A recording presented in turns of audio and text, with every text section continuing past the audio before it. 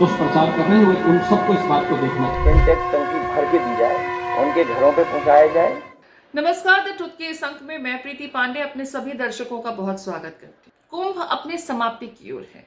26 तारीख को शिवरात्रि के दिन आखिरी स्नान होगा और इसके साथ ही कुंभ समाप्त हो जाएगा। लेकिन जैसे जैसे कुंभ की समाप्ति के दिन नजदीक आ रहे हैं, सियासत खत्म नहीं हो रही है। श्रद्धालु जहां जितनी बड़ी तादाद में कुंभ की ओर लगातार अब भी पहुंच रहे हैं, उतनी ही तादाद में, या हम ये कहें कि उसी तरीके से, उसी अंदाज में सियासत भी जबरदस्त तरीके से देखने को मिल रही है। ताजा सियासत कुंभ में पानी के कंटामिनेशन से जुड़ा हुआ है। सीपीसीबी की report, central pollution control board की रिपोर्ट ने यह दावा किया था कि संगम के त्रिवेणी का जल जो है वो इतना दूषित हो चुका है फिलहाल कि वो पीने योग्य छोड़िए, नहाने योग्य छोड़िए, हाथ धोने के काबिल भी नहीं है। बहुत कंटामिनेशन है, फीकल बैक्टीरिया की मौजूदगी इसमें पाई गई थी। और इस रिपोर्ट के बाद से ही विपक्ष सरकार पर हमलावर है। विपक्ष सरकार पर कुंभ में बद इंतजामी के आरोप लगा रहा है।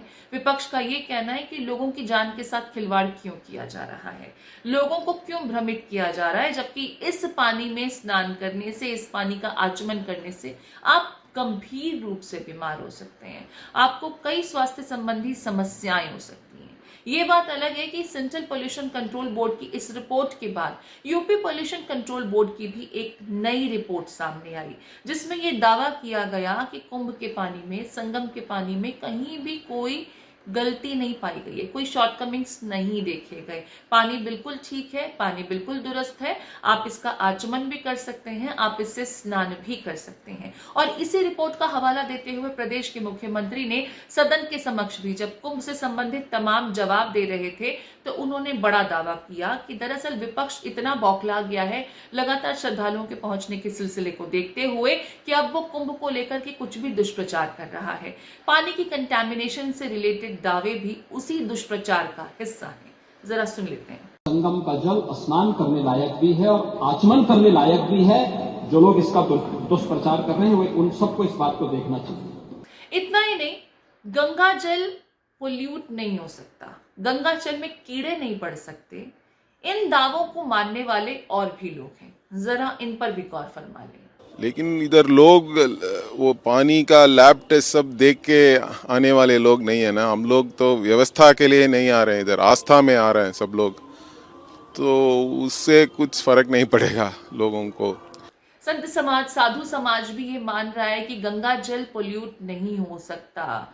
अब सेंट्रल मिनिस्टर भी इस संबंध में क्या कुछ कह रहे हैं वो सुन लेते हैं। गजेंद्र सिंह शेखावत साहब का ये कहना है कि विपक्ष श्रद्धालुओं के लगातार बढ़ते आंकड़ों से इतना बौखला गया है, इस सफल आयोजन से इतना बौखलाया हुआ है कि वो सिर्फ और सिर्फ दुष्प्रचार करना चाहता है। उसकी नीयत सिर्फ और सिर्फ कुंभ के संबंध में दुष्प्रचार फैलाने की ही है। जरा सुन लेते हैं उन्होंने इस संबंध में जब सवाल पूछा गया तो क्या जवाब दिया। आज जिस कुंभ के अवसर पर 60 करोड़ से ज़्यादा लोग जहां स्नान कर चुके हैं, कुंभ में आकर के अपनी आस्था के से सराबर होकर के वहां आकर के मां गंगा में डुबकी लगा चुके हैं। दुनिया भर के लोगों के लिए आज जब कुंभ आकर्षण का और कौतूहल का केंद्र बना है, उस समय में कुंभ के पानी को लेकर के इतनी गैर जिम्मेदाराना टिप्पणी की ये पीने योग्य नहीं है।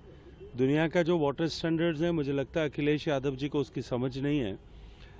Bathing water, river quality water और ड्रिंकिंग वाटर, पोर्टेबल वाटर, इन तीनों के स्टैंडर्ड्स में दुनिया में अपने अलग अलग तय मानक हैं।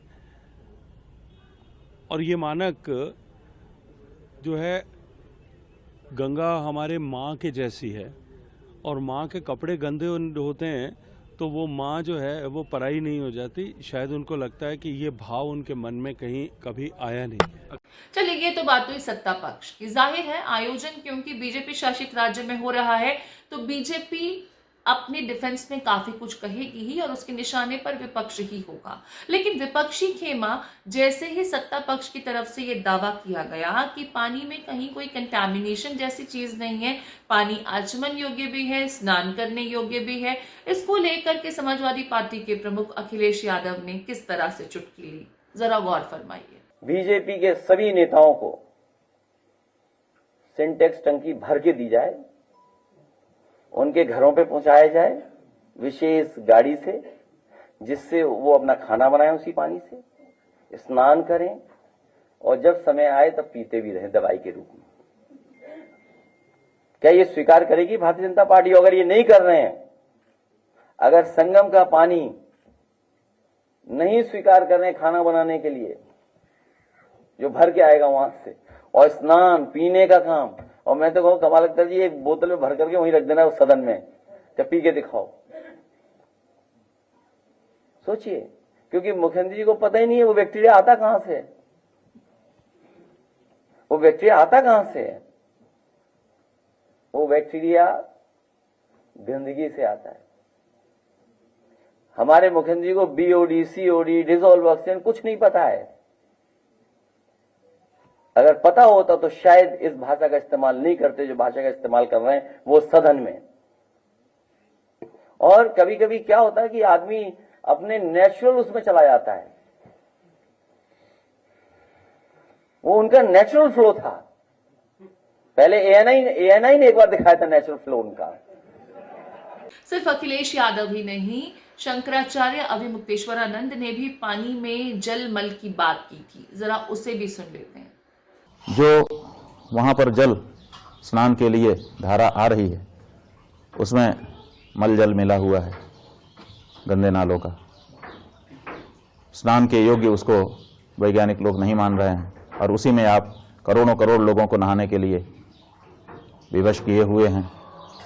ऐसा नहीं है कि ये तमाम बातें हवा हवाई हैं। दरअसल सेंट्रल पोल्यूशन कंट्रोल बोर्ड ने पानी के कुछ सैंपल्स लिए थे और इन सैंपल्स के आधार पर यह दावा किया गया था कि कुंभ में संगम का जो पानी है वो बेहद कंटामिनेटेड श्रेणी में पहुंच चुका है और इसमें फीकल बैक्टीरिया की क्वांटिटी इतनी ज्यादा है कि आप उससे हाथ भी नहीं धो सकते हैं, वो इस्तेमाल करने योग्य नहीं है। अगर ऐसा आप करते हैं तो आप गंभीर रूप से बीमार पड़ सकते हैं। हालांकि इन्हीं दावों का खंडन यूपी पोल्यूशन कंट्रोल बोर्ड ने अपनी रिपोर्ट में किया और ये कहा कि पानी बिल्कुल दुरुस्त है। इतना ही नहीं, और भी कुछ लोग हैं जिन्होंने सैंपलिंग की इस पानी की और उसके बाद ये दावा किया कि सीपीसीबी की रिपोर्ट में कुछ गड़बड़ है। ये खबर मुझे भी मिली थी, तो मैं लगातार जब से कुंभ शुरू हुआ है जो है कुछ दिनों पर वाटर की सैंपलिंग कर रहा हूं, कई घाटों पर जाकर के वहां से पानी का स्पेसिमेन ला करके लैब में टेस्ट कर रहा हूं। तो आज तक मुझे इस तरह की बैक्टीरियल ग्रोथ जो कि रोगमय हो ये मुझे देखने को नहीं मिली। ये दावा कैसे कर रहे हैं? ये मैंने सैंपल जो है पानी का ला करके जो स्नान करने वाले घाट है वहां से ला करके मैंने एनालाइज किया। मैं भी आपको उसको डिमॉन्स्ट्रेट करके भी दिखा सकता हूं। और तो हुआ ये कि जब परसों ये रिपोर्ट आई तो कल शाम को मैंने जा करके संगम के जो नोज है वहां से और अरैल घाट के जगह से 5 घाटों से वाटर सैंपल लिए। वहां पर मैंने ये पाया कि जब मैं 12 तारीख को पिछली बार जो है सैंपलिंग की थी तब से अब में पानी का स्तर बहुत गिरा हुआ था, बहुत नीचे था और गंदगी बहुत थी। पानी गहरा कम था, पानी का लेवल नीचे था और पानी में गंदगी बहुत थी। जैसे जूते चप्पल बहुत से दिख रहे थे, कपड़े दिख रहे थे, बहुत सारे फूल जो लोगों ने उसमें डिस्चार्ज किए हुए थे और बहुत घिन आ रही थी कि नाले जैसा रूप मुझे लग रहा था अरैल के कई घाटों पे। तो जब मैंने वहां का जो दृश्य देखा तो मेरे को ऐसा लगा कि वास्तव में पानी के सारे पैरामीटर्स बदल गए हैं और ये बहुत खराब कंडीशन में होगा। तो लेकिन मैंने बहुत ही प्रिसाइज तरीके से वहां से वाटर सैंपलिंग की, एग्जैक्ट वही जगह पे जहां पे लोग नहा रहे थे लगातार।